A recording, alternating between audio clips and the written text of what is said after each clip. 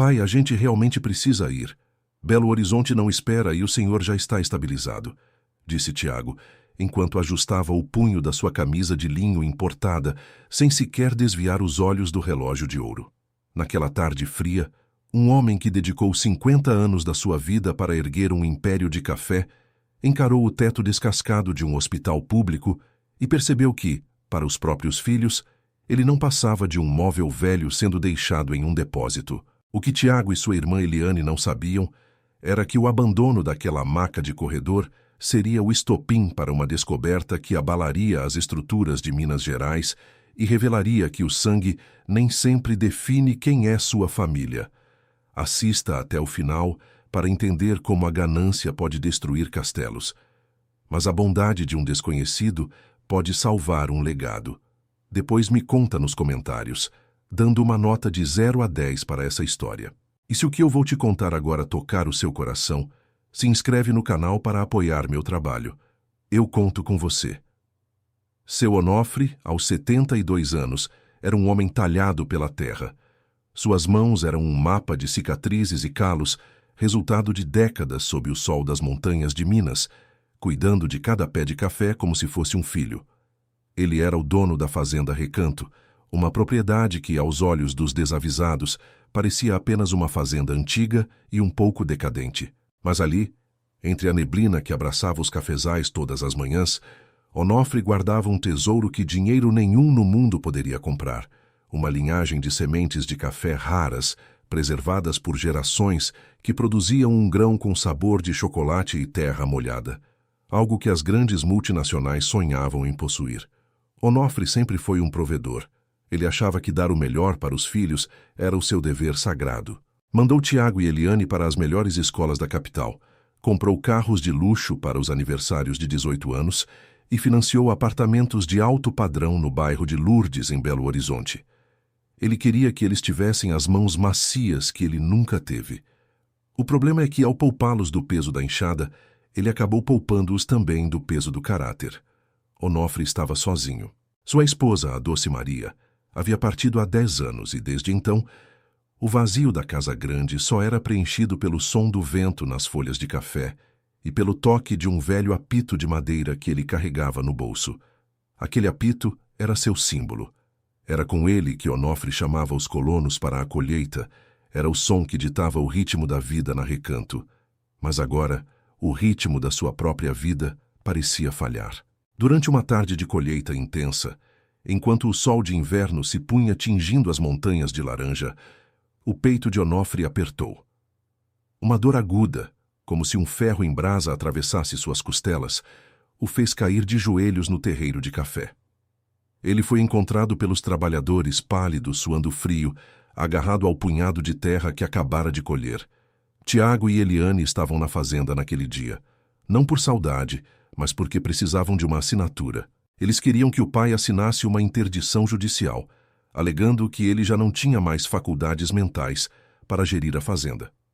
Na verdade, eles já tinham um contrato de gaveta com uma mineradora predatória que queria transformar os cafezais centenários em uma cratera de extração de minério. Quando viram o pai caído, o primeiro sentimento não foi desespero, foi conveniência. Eles o levaram para o hospital da cidadezinha mais próxima, mas o descaso começou antes mesmo de cruzarem o portão da fazenda. No carro luxuoso de Tiago, o silêncio era interrompido apenas pelas reclamações de Eliane sobre como o cheiro de suor e café do pai estava sujando o estofado de couro. Ao chegarem no hospital, a cena foi de uma crueldade gélida. Assim que o médico disse que Onofre estava estabilizado, mas precisava de observação, os irmãos trocaram um olhar cúmplice. A gente tem aquela reunião com os investidores amanhã cedo, Tiago. Não podemos perder, sussurrou Eliane, enquanto olhava com nojo para o corredor lotado do hospital público, onde o cheiro de desinfetante se misturava ao sofrimento humano. Eles inventaram uma desculpa esfarrapada de uma emergência na capital. Deixaram Onofre em uma maca dura, no meio de um corredor barulhento, sem um acompanhante, sem o celular carregado e, o pior de tudo, com a conta da internação pendente na recepção, alegando que resolveriam depois. Eles fugiram da responsabilidade como quem descarta um fardo velho que já não serve para mais nada. Mas o destino guarda caminhos que a ganância não consegue prever. Onofre sentia o frio do hospital entrar em seus ossos. Ele via as enfermeiras correndo de um lado para o outro, sobrecarregadas, sem tempo para dar um copo de água ao velho fazendeiro que parecia invisível ali. Foi quando o choro começou. Era um choro agudo, sofrido, que vinha de alguns metros dali. Um bebê, pequeno e frágil, não parava de soluçar. Ao lado da criança, um jovem de uns 28 anos, com uma camisa de flanela gasta, mas limpa, tentava desesperadamente acalmá-lo. Era Gabriel. Gabriel era um pai solo, um desses homens que a vida testa desde cedo. Ele havia perdido a esposa no parto do pequeno Luan, e desde então vivia de bicos, carregando o filho no colo para onde quer que fosse. Ele estava no hospital porque Luan queimava em febre, e ele não tinha dinheiro para uma consulta particular. Ele esperava ali há horas, com a mesma paciência de quem sabe que o mundo não foi feito para os fracos. Mas diferente dos filhos de Onofre, Gabriel transbordava uma humanidade que parecia iluminar aquele corredor sombrio. O bebê não parava de chorar, e o desespero de Gabriel era visível. Onofre, mesmo debilitado, sentiu uma pontada de compaixão que há muito não sentia. Com a mão trêmula, ele tateou o bolso da camisola do hospital e encontrou o seu velho apito de madeira. Ele o levou aos lábios e soprou. Não foi um som forte de comando, mas um assobio suave, rítmico, quase como um acalanto de passarinho. O som cortou o barulho do hospital e, num instante, o pequeno Luan parou. O bebê arregalou os olhos curiosos, procurando de onde vinha aquela música doce. Gabriel olhou para Onofre, surpreso. Ele viu um senhor de aparência nobre, mas abandonado, cujos olhos carregavam uma tristeza profunda. Gabriel se aproximou da maca. Obrigado, senhor. Ele não parava por nada. Acho que o senhor tem um dom, disse o rapaz com um sorriso sincero, que fez Onofre sentir um calor que nem o cobertor mais caro poderia proporcionar. A partir daquele momento, uma conexão invisível foi selada. Gabriel, percebendo que Onofre estava sozinho e sem ninguém para lhe dar assistência, decidiu que não sairia do lado daquele desconhecido. Enquanto Tiago e Eliane estavam em um restaurante luxuoso em Belo Horizonte, brindando com vinho caro e discutindo como dividiriam os milhões que receberiam da mineradora, Gabriel dividia sua marmita fria de arroz com feijão com o velho fazendeiro. Com a delicadeza que só quem já cuidou de alguém por amor conhece, Gabriel limpava a testa de Onofre e trocava suas gases, fazendo o papel de filho que o sangue se recusou a cumprir. Mas havia algo em Onofre que Gabriel ainda não compreendia. O velho fazendeiro às vezes levava a mão ao peito, não por dor, mas para sentir um medalhão de prata que usava sob a camisola. Aquele medalhão não continha uma foto. Dentro dele havia uma chave minúscula, um segredo que Onofre guardava como sua última linha de defesa. Ele sabia que seus filhos eram corvos, mas ele também era um velho carvalho que não se deixa derrubar facilmente. O que Gabriel não imaginava era que, ao decidir cuidar daquele senhor pobre e abandonado, ele estava prestes a entrar em uma guerra de poder que envolvia milhões e a própria alma das montanhas de Minas. Os dias no hospital passavam e a amizade entre o velho e o jovem crescia. Onofre via em Gabriel a dignidade que ele tentou, sem sucesso, ensinar aos seus herdeiros. Por que você está fazendo isso, rapaz? Você mal tem para você e para o seu filho, e gasta seu tempo comigo? Perguntou Onofre certa noite com a voz rouca. Gabriel apenas ajeitou o cobertor do idoso e respondeu. Meu pai dizia que a gente só é rico pelo que a gente faz pelos outros quando ninguém está olhando. O senhor parece precisar de um amigo, e eu também precisava. Mas a paz daquele corredor de hospital estava prestes a ser interrompida. Onofre sabia que Tiago e Eliane voltariam, e não seria por amor. Eles viriam para terminar o que começaram. E foi exatamente o que aconteceu no terceiro dia. O som dos passos firmes de sapatos caros ecoou no piso de granilite. Tiago e Eliane entraram na ala de observação como se fossem donos do lugar, com documentos debaixo do braço e uma expressão de impaciência no rosto. Eles não perguntaram como o pai passou a noite. Eles não trouxeram uma flor ou um abraço. Eles olharam para Gabriel com um desprezo que fez o sangue de Onofre ferver. "Quem é esse sujeito aqui do lado do meu pai? Um aproveitador?" disparou Eliane, apontando para Gabriel, que estava segurando Luan no colo enquanto tentava dar um pouco de água para Onofre. A humilhação foi gratuita e cruel. Mas o que eles não esperavam era que Gabriel não era apenas um rapaz humilde da roça. Ele carregava consigo uma herança de conhecimento que os irmãos subestimaram. Gabriel era filho de um antigo advogado da região. Um homem que foi destruído pelo sistema, mas que deixou ao filho o olho treinado para identificar a injustiça. Quando Tiago colocou os papéis sobre a maca de Onofre, dizendo que era apenas papelada do seguro-saúde, para ele assinar rápido, Gabriel viu o brilho de malícia nos olhos do herdeiro. Ele olhou de relance para o documento e percebeu termos que nada tinham a ver com saúde. Era uma cessão total de direitos e uma declaração de incapacidade. Onofre percebeu o olhar de Gabriel.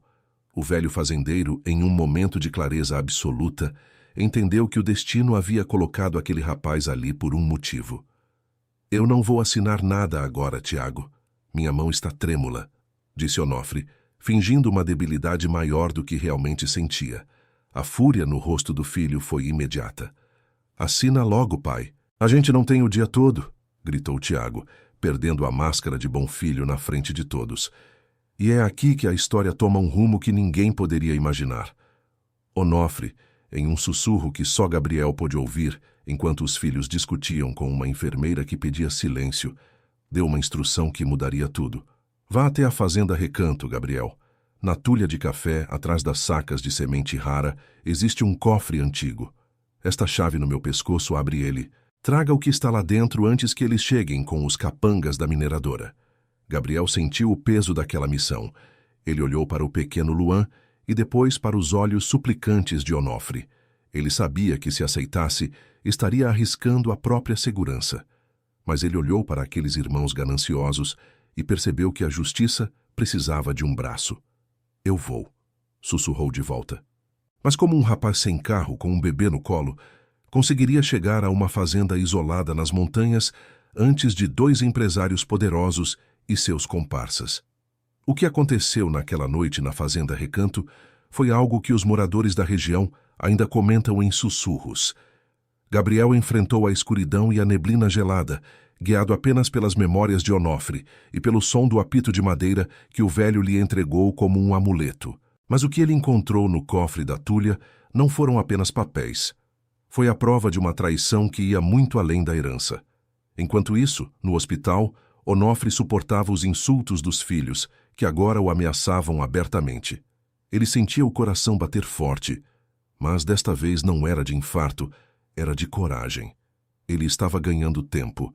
Ele estava jogando o jogo deles, esperando que o seu novo filho conseguisse resgatar a dignidade de uma vida inteira. Mas havia um detalhe que Onofre esqueceu de contar a Gabriel. Um detalhe que poderia custar a vida do rapaz se ele não fosse rápido o suficiente. Será que Gabriel conseguirá abrir o cofre a tempo? E o que realmente está escrito naquela escritura que Onofre escondeu por décadas? O confronto final está apenas começando, e a queda desses filhos ingratos será mais dolorosa do que eles jamais imaginaram. Mas isso era só o começo de uma reviravolta que ninguém esperava. O que Gabriel descobriu no fundo daquela tulha de café deixaria a cidade inteira em estado de choque. Gabriel apertou o pequeno Luan contra o peito, sentindo o vento gelado da madrugada mineira cortar sua jaqueta surrada. Ele tinha apenas o endereço anotado num pedaço de papel de hospital e a chave minúscula que Onofre retirara do peito, como se entregasse a própria vida. Naquele momento, ele não era apenas um pai solteiro lutando para baixar a febre do filho. Ele era o guardião de um império que estava prestes a ser devorado por lobos em pele de cordeiro. Ele sabia que, se Tiago ou Eliane o vissem saindo do hospital com pressa, o plano de Onofre estaria arruinado antes mesmo de começar. Mas o que Gabriel encontrou ao chegar na fazenda Recanto foi algo que nem em seus piores pesadelos ele poderia imaginar. Assista até o final, porque a reviravolta que acontece dentro daquela tulha de café vai mudar tudo o que você pensa sobre lealdade. Depois, me conta nos comentários.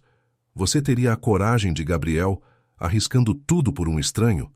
Dê uma nota de 0 a 10 para essa coragem. E se você acredita que a justiça tarda, mas não falha, se inscreve no canal. Sua inscrição é o que me motiva a contar essas histórias.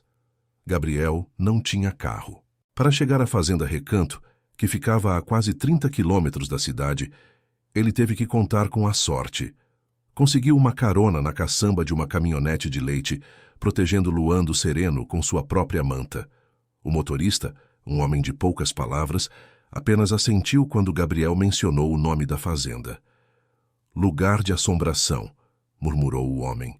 Gabriel não entendeu na hora, mas ao descer na porteira de ferro da propriedade, ele sentiu o peso do que aquilo significava.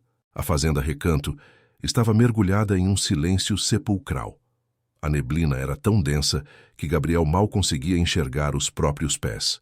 O casarão antigo, com suas janelas de madeira escura, parecia observar cada movimento dele. Ele seguiu as instruções de Onofre, evitando o caminho principal.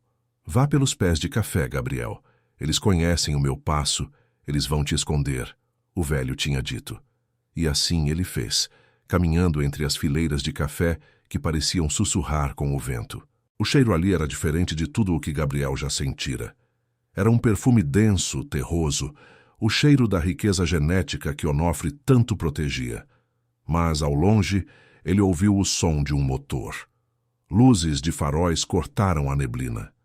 Tiago e Eliane não estavam no hospital. Eles tinham vindo para a fazenda. O desespero tomou conta de Gabriel. Se eles o pegassem ali, ele seria acusado de invasão, ou coisa pior. Ele apertou Luan, que dormia um sono inquieto, e acelerou o passo em direção à Tulha, o antigo armazém onde o café era processado. A Tulha era uma construção de pedra e madeira, imensa e escura. Gabriel entrou, sentindo o cheiro de café seco e poeira. Seus olhos demoraram a se acostumar com a escuridão. Ele começou a procurar pelas sacas de sementes raras, conforme Onofre havia descrito. Atrás das sacas de grãos dourados, Gabriel, lá está a verdade. Ele movia as sacas pesadas com dificuldade, tentando não fazer barulho. Suas mãos latejavam, mas a imagem do velho Onofre abandonado naquele corredor de hospital era o combustível que ele precisava. Escondido atrás de uma parede falsa de madeira, havia um cofre de ferro fundido, daqueles que parecem ter vindo de outro século. Com as mãos trêmulas, Gabriel inseriu a chave minúscula que Onofre lhe dera. O rangido da porta de ferro abrindo soou como um tiro no silêncio da Tulha. Dentro do cofre não havia barras de ouro ou pilhas de dinheiro. Havia pastas de couro desgastadas, seladas com cera. Gabriel, que crescera vendo seu pai, o advogado injustiçado, debruçado sobre processos, sabia exatamente o que procurar. Ele abriu a primeira pasta e seus olhos se arregalaram. Não era apenas uma escritura, era um contrato de preservação ambiental perpétua, assinado décadas atrás, que vinculava a Fazenda Recanto a uma fundação de proteção às águas da região. Onofre tinha transformado sua terra em um santuário. Isso significava que a mineradora nunca poderia tocar um palmo daquele chão, e os filhos de Onofre sabiam disso. Eles estavam tentando anular esse contrato, alegando que o pai era louco quando o assinou. Mas o que Gabriel encontrou na segunda pasta foi o que realmente o deixou em choque. Era um exame de DNA antigo, datado de 30 anos atrás, e uma carta escrita pela falecida esposa de Onofre, Maria. Gabriel sentiu um soco no estômago ao ler as primeiras linhas. O segredo que Onofre guardava não era sobre a terra, era sobre o sangue. Tiago e Eliane não eram filhos biológicos de Onofre. Eles eram filhos de um primo distante de Maria, que o casal acolhera por caridade e criara como se fossem seus, sem nunca revelar a verdade para não ferir a dignidade dos jovens. Meu Deus, sussurrou Gabriel, enquanto as lágrimas caíam sobre o papel amarelado. Onofre dera tudo a eles, amor, sobrenome e fortuna, e, em troca, eles estavam tentando enterrá-lo vivo em um hospital público. Mal sabia Gabriel que, naquele exato momento, a porta da Tulha estava sendo aberta. O feixe de uma lanterna varreu o ambiente. Eu sabia que tinha visto alguém entrar aqui, disse uma voz grossa e autoritária. Era o capataz da fazenda, um homem que já tinha sido comprado pela ganância de Tiago. Gabriel se encolheu nas sombras, tentando abafar o som da respiração do pequeno Luan. Ele estava encurralado. Se saísse, seria pego. Se ficasse, seria descoberto. O capataz se aproximava lentamente. O som das botas no assoalho de madeira parecia o tic-tac de uma bomba. Gabriel olhou para o apito de madeira no seu bolso. Ele lembrou do que Onofre dissera. O som desse apito acalma o que é puro e afasta o que é ruim. Mas o que um apito de madeira poderia fazer contra um homem armado com uma lanterna e más intenções? Num gesto de desespero, Gabriel lembrou-se de um alçapão que Onofre mencionara, usado antigamente para escoar os grãos. Ele tateou o chão e encontrou a trava. Com um esforço sobre-humano, ele deslizou para dentro do túnel de escoamento segundos antes do capataz iluminar o local onde ele estava. O coração de Gabriel batia tão forte que ele achou que o homem poderia ouvi-lo através das tábuas. Lá embaixo, no escuro e no frio, Gabriel percebeu que tinha em mãos algo muito mais poderoso do que documentos. Ele tinha a verdade, que destruiria o mundo de mentiras que Tiago e Eliane construíram. Mas ele precisava sair dali. Ele precisava voltar para o hospital. Ele precisava avisar Onofre que a arma estava pronta. Enquanto isso, de volta ao hospital, a situação estava saindo do controle. Tiago e Eliane tinham retornado com um advogado particular e um médico que eles mesmos pagaram. Eles entraram no quarto de Onofre. Agora ele fora movido para um quarto, graças à pressão que eles fizeram para manter as aparências. Eles estavam tentando forçar Onofre a colocar sua impressão digital num documento de interdição total. "Assina logo, velho. A gente não tem o dia todo e a mineradora está perdendo a paciência", gritou Tiago, segurando o braço debilitado do pai com força. Onofre olhava para a porta, rezando para ver o rosto de Gabriel. Ele sentia que suas forças estavam se esvaindo. Ele olhou para os filhos e viu apenas estranhos. Pessoas que ele amou, mas que não carregavam uma gota do seu caráter ou do seu sangue. "Cadê o rapaz?" perguntou Onofre com a voz falha. Eliane riu, um som seco e sem vida. "Aquele mendigo deve ter fugido com o que sobrou da sua dignidade, pai. Ele viu que você não tem mais nada e deu-o fora. Ninguém cuida de ninguém de graça neste mundo." Onofre fechou os olhos. Ele sabia que eles estavam errados. Ele sentia que Gabriel voltaria. Mas o tempo estava acabando. O advogado dos filhos já estava com o carimbo pronto. Gabriel, por sua vez, corria pela estrada de terra com Luan chorando no colo. O bebê estava com fome e frio. Gabriel não tinha mais carona. Ele estava a pé no meio da madrugada mineira, carregando o destino de um homem e de uma floresta de café nas mãos. Ele parou por um segundo, exausto, e olhou para o céu estrelado. Ele pensou na sua própria vida, na sua esposa que partira cedo demais, na luta diária para dar o mínimo ao seu filho. Por que ele estava fazendo aquilo? A resposta veio no som suave do vento nas árvores. Ele estava fazendo aquilo porque era a coisa certa.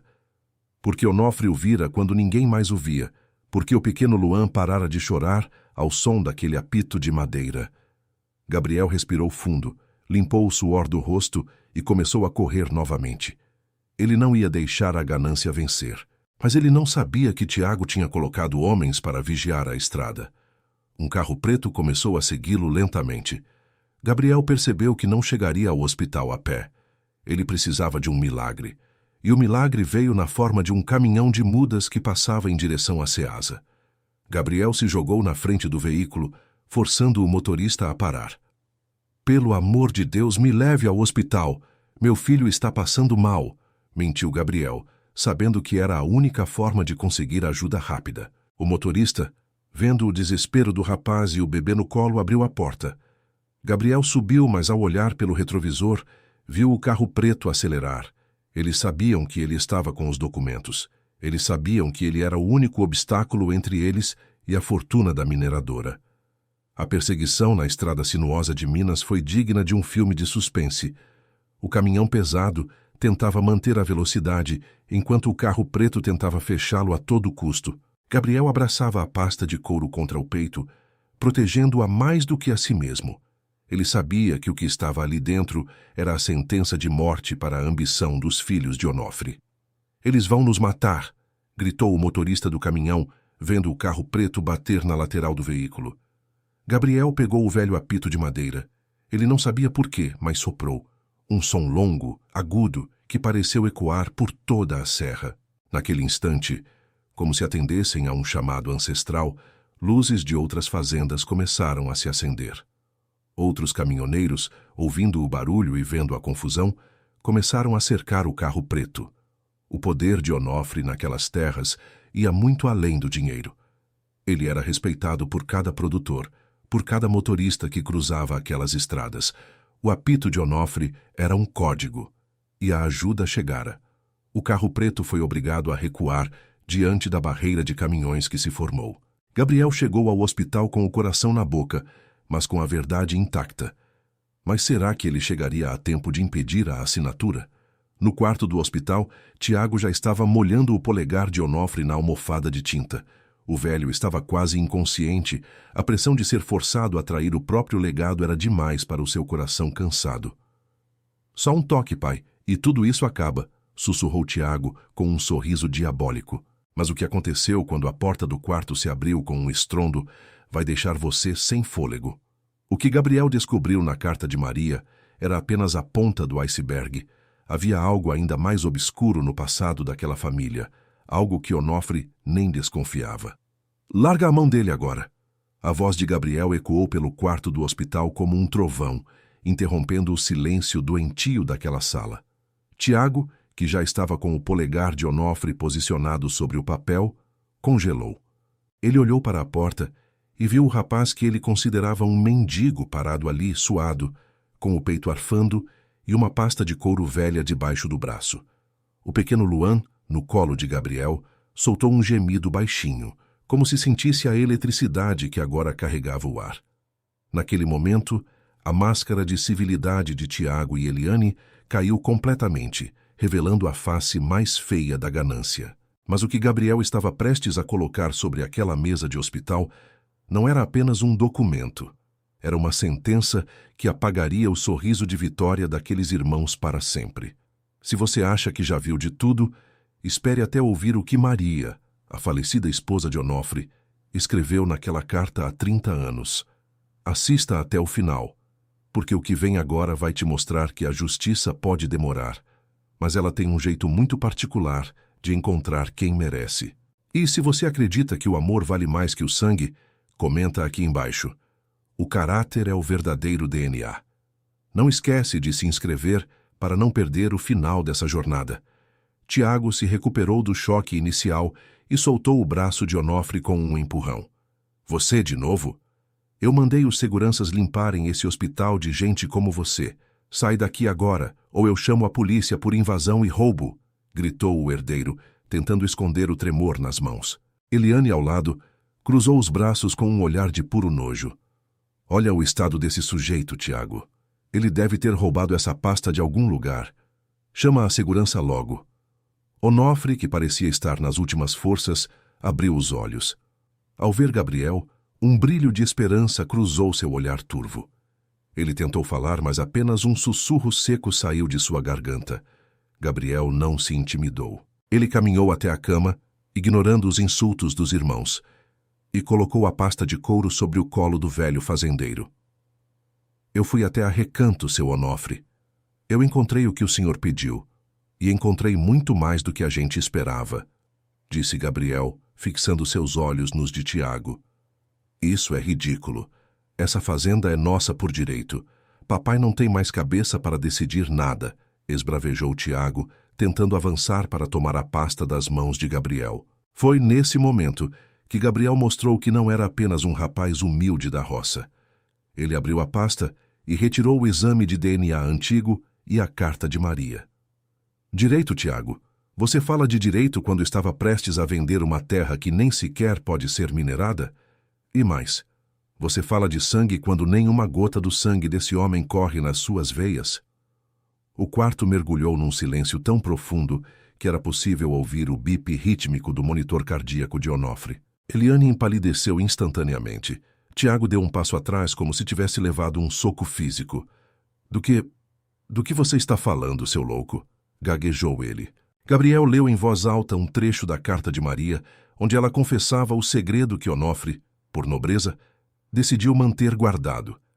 Eles eram filhos de um primo distante, acolhidos por amor após uma tragédia, mas nunca oficialmente adotados, com plenos direitos de herança sobre a propriedade ancestral da família Recanto. Vocês não são herdeiros legítimos da terra, Tiago. O testamento de Onofre, que também está aqui, deixa claro que a fazenda só passaria para vocês se provassem ser dignos do legado. Mas o que vocês fizeram? Continuou Gabriel, a voz agora firme e cortante. Vocês tentaram interditar um homem lúcido para entregar a terra para uma mineradora que vai destruir as nascentes que abastecem toda a região. E esse contrato de preservação que eu encontrei, ele torna qualquer mineração aqui um crime ambiental federal. Mas isso era só o começo. Tiago, num ato de desespero, tentou rasgar os papéis, mas Gabriel foi mais rápido e o empurrou para longe. Não toque nisso. Já fiz cópias e enviei para o Ministério Público. Meu pai era advogado, Tiago. Eu sei como esse jogo funciona. O que aconteceu em seguida foi ainda pior para os irmãos. O advogado deles, que estava no canto da sala assistindo a tudo, recolheu suas coisas em silêncio. Ele sabia que aquela causa estava perdida e que ele poderia ser processado por conivência. Eliane começou a chorar, mas não era um choro de arrependimento. Era o choro da perda de poder. A gente deve milhões na capital, Tiago. Se a gente não fechar com a mineradora, eles vão tirar tudo da gente. Os carros, o apartamento, tudo, gritou ela, revelando o verdadeiro motivo da pressa em enterrar o pai. Eles tinham construído uma vida de luxo sobre um castelo de areia, e a maré estava subindo. Onofre, ouvindo a confissão da filha, sentiu uma dor que não vinha do coração físico, mas da alma. Ele os amou como se fossem seus. Ele deu a eles o mundo, e eles tentaram lhe tirar o chão. Ele olhou para Gabriel, o rapaz que não tinha nada, mas que lhe deu tudo. Cuidado, respeito e a verdade. Gabriel, sussurrou Onofre, estendendo a mão trêmula. Gabriel segurou a mão do velho com força. Eu estou aqui, seu Onofre. Eles não vão mais encostar no senhor. Nesse momento, o médico de plantão entrou no quarto, seguido por 2 policiais que Gabriel tinha chamado antes de entrar. O que está acontecendo aqui? Perguntou o médico, percebendo a tensão insuportável. Gabriel entregou os documentos de tentativa de fraude e interdição forçada aos policiais. Esses 2 tentaram coagir um paciente debilitado a assinar documentos ilegais, e há indícios de cárcere privado e abandono de incapaz, já que o deixaram sem assistência nos primeiros dias. Tiago e Eliane foram convidados a sair do quarto para prestar esclarecimentos. A imagem deles, sendo escoltados pelo corredor do hospital, sob os olhares de desaprovação das mesmas enfermeiras que eles trataram com desdém, foi a primeira parte da justiça sendo feita. Mas Onofre sabia que a batalha ainda não tinha terminado. A mineradora era poderosa e não aceitaria perder o investimento tão facilmente. Gabriel, meu filho de alma, disse Onofre, com a voz um pouco mais forte agora. Eles vão voltar. A mineradora tem advogados caros. Eles vão tentar anular o contrato de preservação. Gabriel olhou para o pequeno Luan, que agora brincava com o apito de madeira de Onofre, e sentiu uma coragem que nunca soube que tinha. Eles podem ter advogados, seu Onofre, mas nós temos a verdade. E agora, o senhor tem uma família que realmente luta pelo senhor. Ele achou que estava tudo resolvido com a saída dos irmãos, mas ele não poderia estar mais enganado. O que Gabriel descobriu na última pasta, escondida sob o fundo falso da pasta de couro, era algo que nem o próprio Onofre sabia. Havia uma cláusula no contrato de preservação que mencionava um herdeiro de sangue oculto, alguém que Onofre nunca soube que existia. Quem seria essa pessoa? E como essa descoberta poderia mudar o destino da fazenda Recanto para sempre? O segredo de Maria ia muito além de uma simples adoção. Havia uma dívida de passado que estava prestes a ser cobrada, e Gabriel estava bem no centro desse turbilhão. A queda dos vilões estava próxima, mas o renascimento da Recanto exigiria um sacrifício que Gabriel ainda não sabia se estava pronto para fazer. O silêncio no cartório da pequena cidade era ensurdecedor. Tiago e Eliane estavam sentados à mesa de mogno, com as canetas prontas e sorrisos de vitória, que mal conseguiam esconder. Eles já visualizavam os milhões da mineradora caindo em suas contas, apagando as dívidas de luxo que haviam acumulado em Belo Horizonte. Onde está o tabelião? Queremos acabar com isso logo.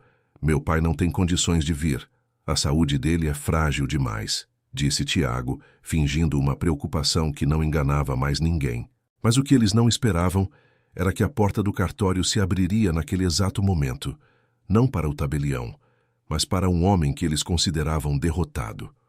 Onofre entrou caminhando, não em uma cadeira de rodas, mas com passos firmes, apoiado no braço de Gabriel.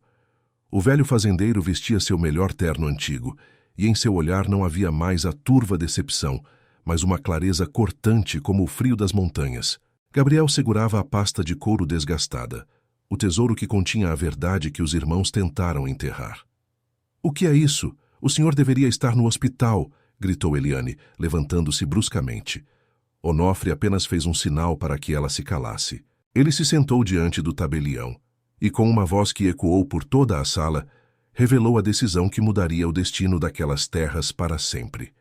"Eu passei a vida inteira plantando sementes, mas só agora percebi que as árvores que eu mais cuidei deram frutos podres. Vocês não querem o meu legado, querem apenas o preço da destruição." Foi então que Gabriel abriu a pasta e revelou o documento final. Onofre não tinha assinado a interdição. Ele tinha assinado a criação da Fundação Recanto de Agricultura Familiar. Naquele papel, devidamente registrado, Onofre transferia a gestão de toda a fazenda e de suas sementes raras para a fundação, nomeando Gabriel como o administrador legal. "A terra não pertence mais a mim e nunca pertencerá a vocês. Ela pertence ao futuro de quem realmente a ama", sentenciou Onofre. Tiago tentou avançar, mas foi contido pelos policiais que aguardavam na porta. A revelação de que eles não eram filhos biológicos e que tentaram fraudar a assinatura do pai foi o golpe final. Eles perderam o acesso às contas bancárias e foram obrigados a enfrentar as consequências legais de seus atos. O castelo de areia que construíram sobre a ganância desmoronou em segundos, deixando-os apenas com as dívidas e a humilhação pública. A restauração da Fazenda Recanto foi um espetáculo de esperança. Onofre voltou para sua casa, mas desta vez o vazio da sala grande foi preenchido por risadas e pelo som de passos de criança.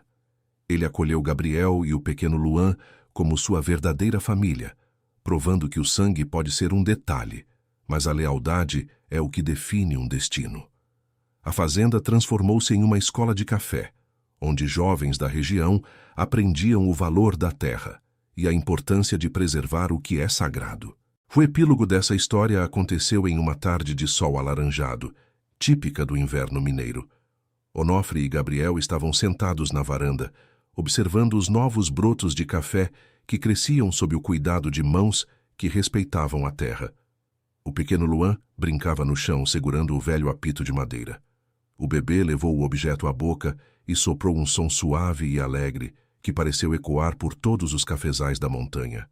Onofre sorriu, sentindo que sua missão estava finalmente cumprida. Ele olhou para Gabriel e disse apenas uma frase: "A riqueza verdadeira não é o que a gente deixa para os filhos, mas o que a gente deixa dentro deles." Gabriel assentiu, sabendo que a lealdade que ele teve com um estranho no hospital tinha lhe dado o maior tesouro do mundo: um pai e um propósito.